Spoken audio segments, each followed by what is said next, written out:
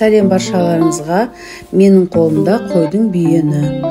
Бүгін біз қазақтың ұлттық тағамы әсіп жасайтын боламыз. Әсіпке шек қарын, өкпе бауыр дайындап қойдым.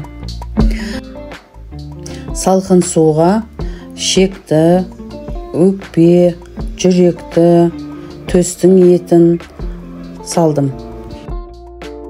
Бір қайнап шықса болғаны.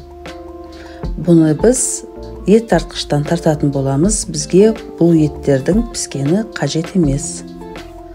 Бетіне шыққан көбікті жақсылап аламыз.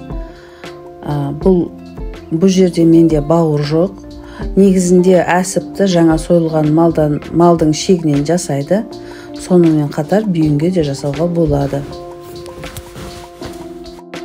Еттерді турап, ет тартқыштан өткізетін боламыз. Содан кейін дәміне қарай тұз бұрышын, аздап су қосыңыздар. Пияз қосамыз, чеснок қосамыз, және де жуылған күрішімізді қосып, жақсылап араластырамыз. Аздап еттің фаршында қостым. Дайын болған фаршты дайындап қойған бүйінге, қойдың шегі болмаса сиырдың, жылқының шектеріне де салуға болады. Менде бүйін жетпеді, сондықтан да мен бір жылқының шегін қостым. 4 бүйін шықты.